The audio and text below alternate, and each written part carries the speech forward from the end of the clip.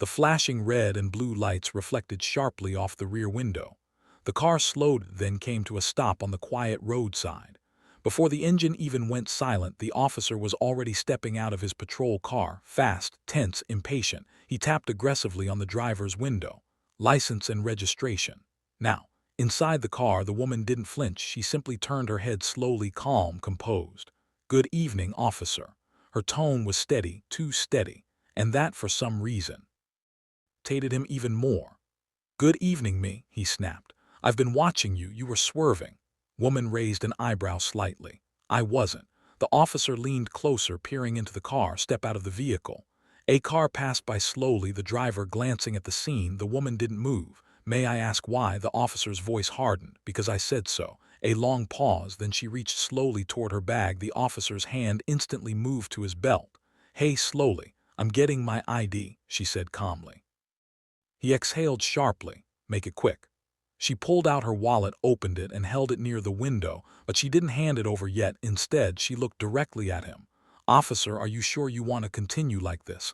That question lingered in the air. He frowned. "What's that supposed to mean?" She gave a small, unreadable smile. "Nothing, just asking."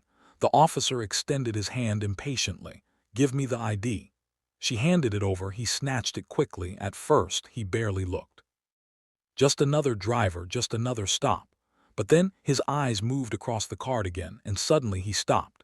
His entire posture changed. The silence between them stretched. The distant sound of traffic faded into the background. The woman watched him quietly, waiting. The officer swallowed, then looked up at her again, slower this time, more carefully. "Judge." His voice had lost its edge. She didn't respond immediately, just nodded once.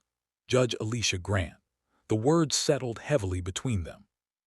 The same officer who had been barking orders seconds ago now stood frozen beside the car door. A car slowed down as it passed, the driver staring. The officer looked back at the ID again, as if hoping it would say something different. It didn't. He cleared his throat. "I didn't realize."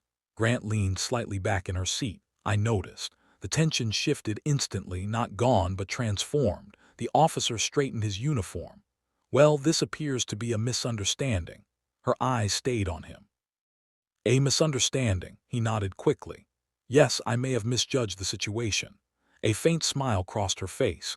"May have." The officer hesitated, then handed the ID back more carefully this time. "Sorry for the inconvenience, ma'am." She took it, placed it back into her wallet slowly. Around them, the night continued as if nothing had happened, but the moment lingered. The officer stepped back from the car. "You're free to go."